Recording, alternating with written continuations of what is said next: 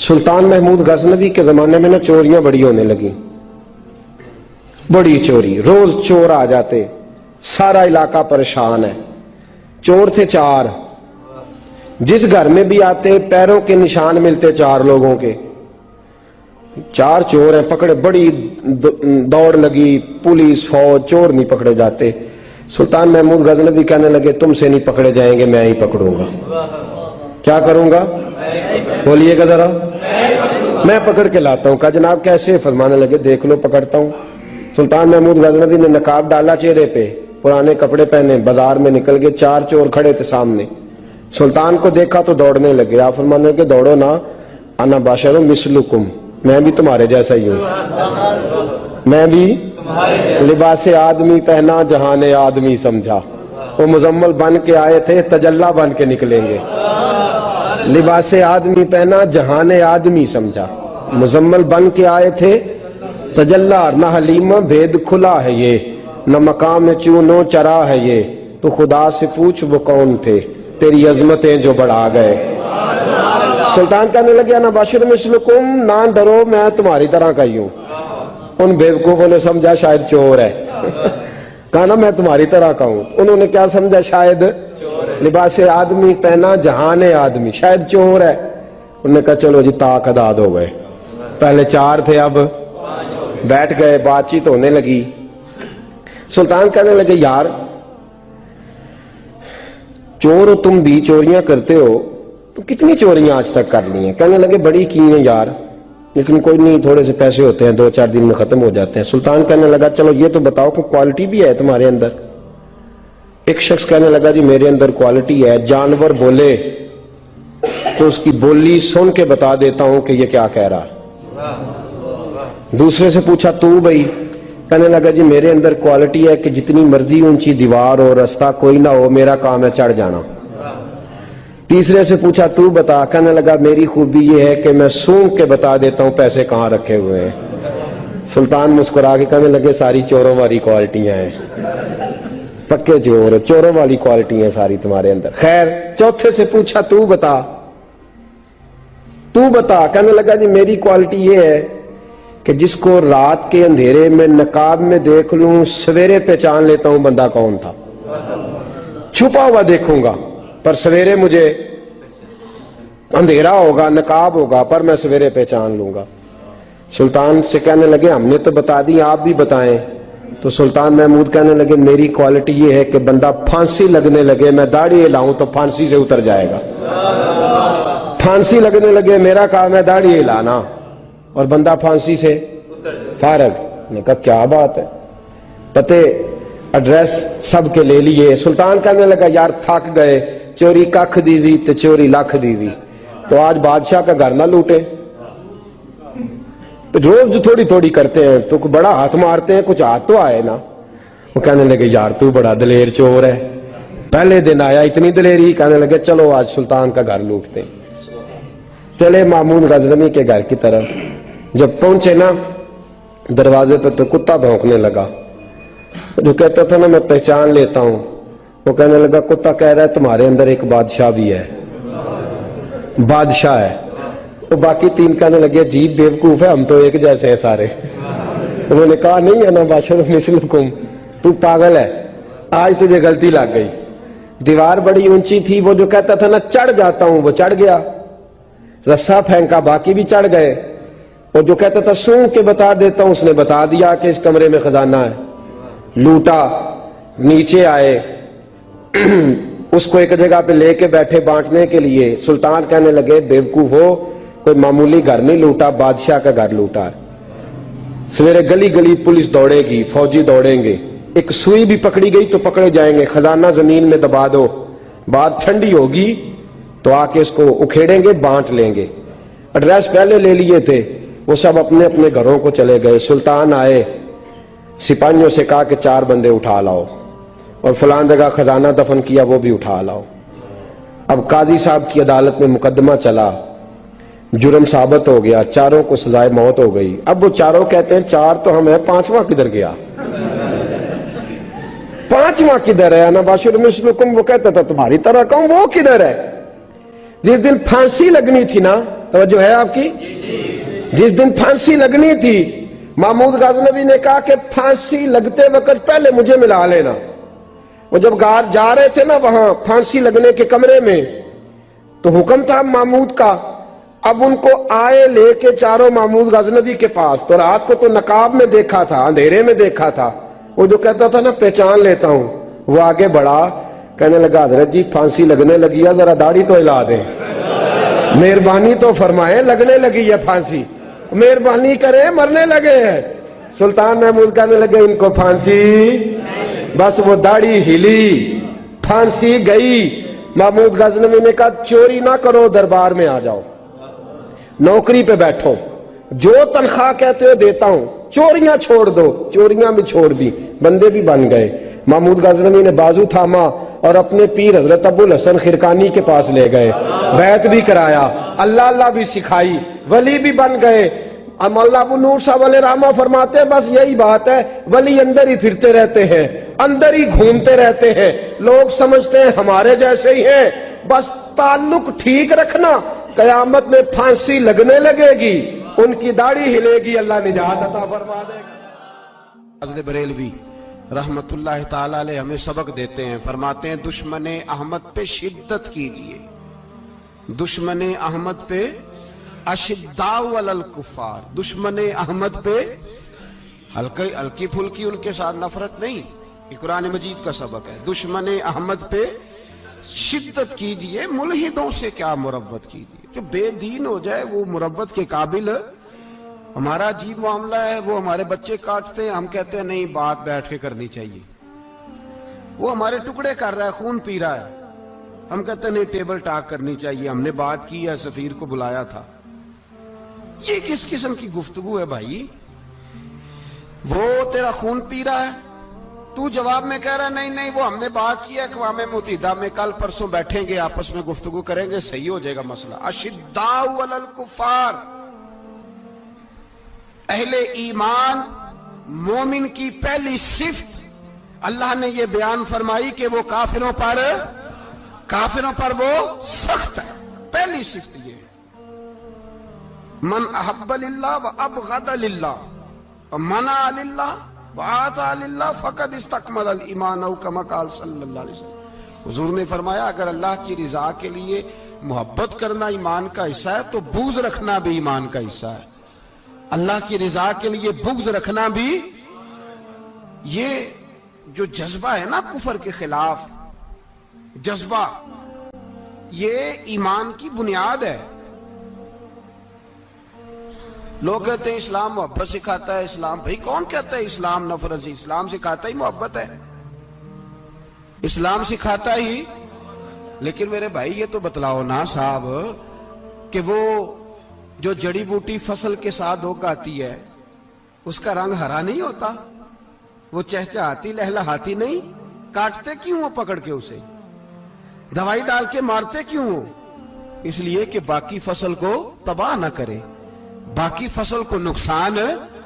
کافر پر جب تو سختی کرتا ہے تو اس کا مطلب یہ ہوتا ہے کہ وہ پھر دوبارہ ظلم نہیں کرتا, وہ زیادتی.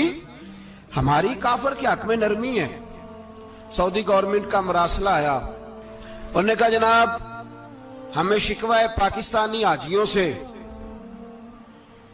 کہ حجنے جب جاتی ہیں تو یہ برقع نہیں پہنتی, نقاب نہیں اوڑھتی. یہ باقاعدہ مراسلہ ان کی وزارت حج نے پاکستانی, مجھے چونکہ موقع ملتا رہتا ہے حج ٹریننگ پہ جانے کا تو ہمیں وہ پڑھاتے ہیں, کہتے ہیں جی یہ آپ دیکھ لیں. باقاعدہ مراسلہ آیا, بڑی کھل کے بات کر رہا ہوں ذمہ داری سے. یہ جناب پاکستان کی جو بیبیاں یہاں حج کرنے آتی ہیں وہ بازاروں میں بغیر نقاب کے پھرتی ہیں, وہ کھجوریں خریدنے چاہتی ہیں تو بغیر نقاب کے, خوشبو لینے جاتی ہیں تو بغیر نقاب کے, لہذا انہیں پردہ کراؤ. اگر کوئی بی بی بغیر پردے کے آئی, چلے ایام حج میں تو احرام کی حالت میں تو ہم قبول کر لیں گے, لیکن اگر اس کے علاوہ آئی تو ہو سکتا ہے ڈیبورٹ کر دی جائے. باقاعدہ مراسلہ. عام غریب ملک کی, پاکستان کی, انڈونیشیا کی, سوڈان کی بی بی بغیر پردے کے نہیں جا سکتی, پر ٹرمپ کی بی بی بغیر پردے کے سعودی عرب جا سکتی ہے. ہم تو چپ کر گئے ہو نا, ویڈیو میری پہ بندی ہے تو ہڈی نہیں, فکر نہ کریں, میں سچی بات کر رہا ہوں. سچی بات اور کھری کر رہا ہوں ذمہ داری سے. او بھائی اس کی بیوی پر کوئی پابندی نہیں, کوئی پابندی نہیں. وہاں تم نے تلواریں پکڑ کے رقص کر لیا, وہاں سب جائز تھا. اب تمہیں وہ کدھر گیا متوا جو بھاگ کے آتا ہے کہ گنبد کی طرف منہ نہ کرو؟ وہ کدھر گئے لوگ جو کہتے ہیں جناب دیکھو جی وہ مقدس پاک لوگ ہیں, خبردار ان کی بات نہ کرنا؟ کلیجہ روتا ہے, دل خون کے آنسو روتا ہے. اتنا بڑا حج کا اجتماع ہوا ہے, تمہیں کوئی توفیق نہیں تھی تو وہاں کہنا تھا اس کو, حج پڑھانے والے کو, خطبہ دینے والے کو کہ برما کے لیے دعائی کر دے. کہنا تھا اسے فلسطین کے لیے.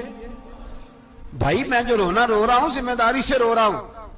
خدا را سمجھو, جب تم نے تمہاری اپنی بات آتی ہے تو 34 ملکوں کا اتحاد اکٹھا ہو جاتا ہے, اور جب امت کی بات آئے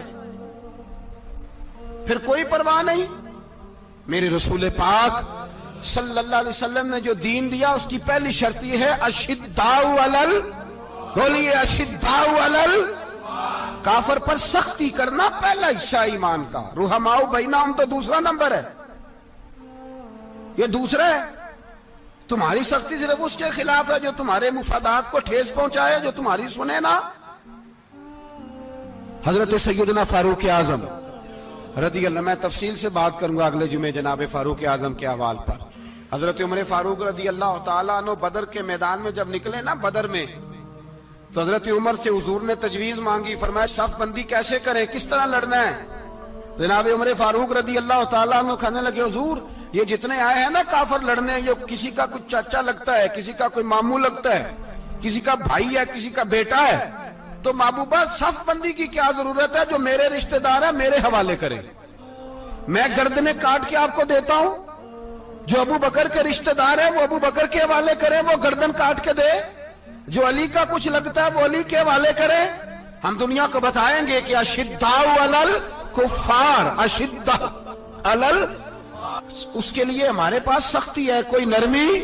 وہ ہمارا سگا بھی ہو تو اس کے حق میں کوئی نرمی. حضرت عمر نے اپنے سگے ماموں کی گردن کاٹی بدر کے دن, سگے ماموں کی.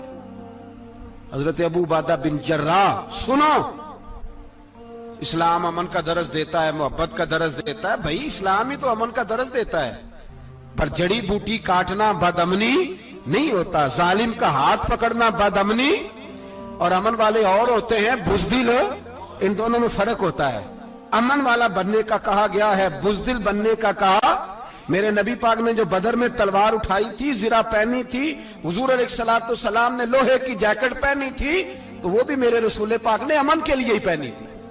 میرے نبی پاک صلی اللہ علیہ وسلم نے احد کے دن جو ہتھیار اٹھائے تھے تو وہ بھی امن کے لیے اٹھائے تھے, وہ بھی امن کے لیے حضور نے ہتھیار اٹھایا تھا. ہتھیار اٹھانا بد امنی کی علامت نہیں ہوتا میرے بھائی, یاد رکھیں. حضرت ابو عبیدہ بن جراح نے میدان بدر کے اندر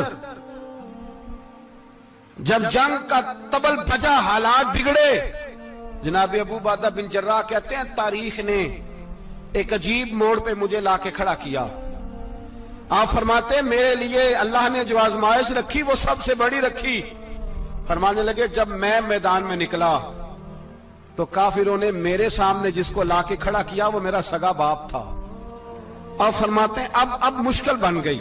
عشق تیاگ دوویں ایک برابر, تے عشق دا سیک ودھیرا, اگ تے ساڑے ککھ تے کانے, تے عشق ساڑے تن میرا, تے اگ دا دارو می تے پانی, کوئی دسے ہیں عشق دا دارو کیڑا, بلے شاہ تھے کچھ بھی نہیں بچدا جتھے عشق ہوران دا ڈیرا. فرمانے لگے اب میرے لیے سامنے باپ, ادھر بیٹا. آپ فرماتے ہیں دو رستے تھے, باپ بچاؤں یا رسول اللہ کا دین بچاؤں. ایک منٹ تھا فیصلہ کرنے کے لیے کہ ابا بچے گا یا دین بچے گا, کفر بچے گا یا اسلام بچے گا. فرماتے ہیں میں نے منٹ پورا نہیں سوچا, میں نے تلوار اٹھائی, باپ کی گردن کاٹ کے گرائی اور رسول اللہ کا دین بچا لیا.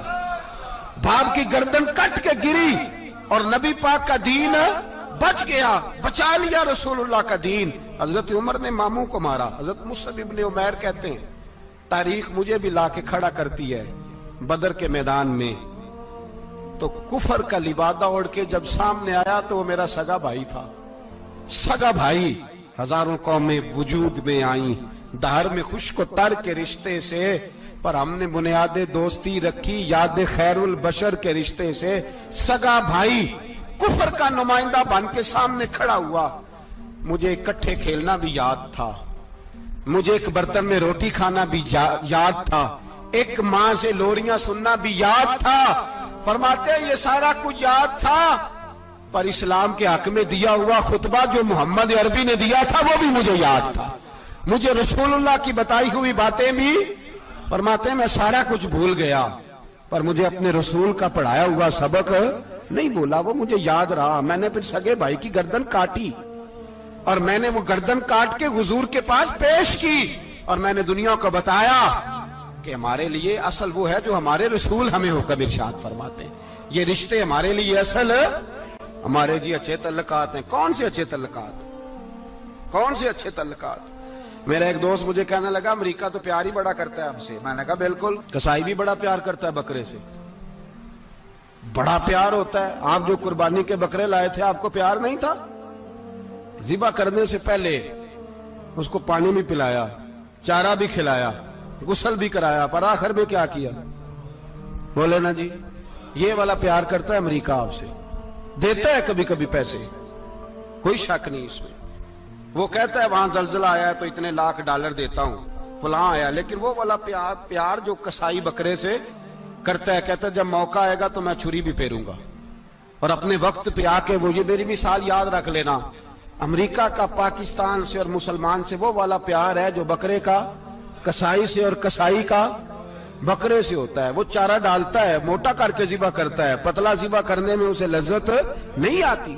ओ भाई याद रखो, हजरत अबू बकर सिद्दीक रदी अल्लाह ताला अन्हु, अरब के लोग जब जंग करते थे तो एक हाथ में ढाल पकड़ते थे, एक हाथ में तलवार पकड़ते थे, लोहे की ढाल।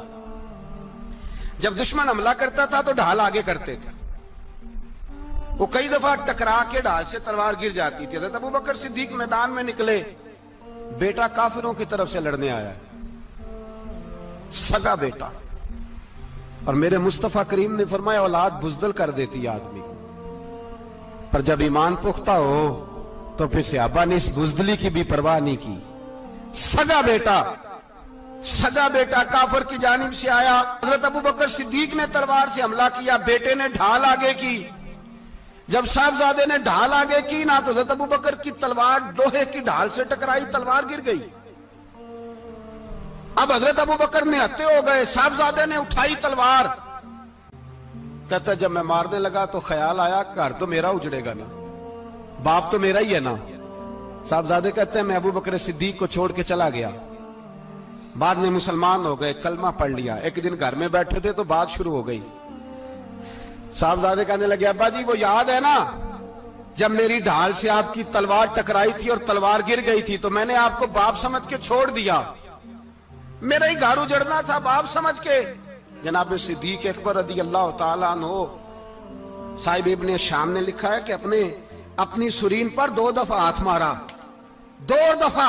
कहने लगे बेटे तू उस वक्त काफिर था, तूने मुझे छोड़ दिया, मैं जब वापस पलटा था ना उसी दिन उसी लम्हे तो मेरे दिल में ख्याल था कि बेटे ने तो छोड़ दिया है, लेकिन अगर बेटा यूं मेरी तलवार के नीचे आता मैं बेटा समझ के माफ ना करता, कुफर का नुमाइंदा समझ के कत्ल करता।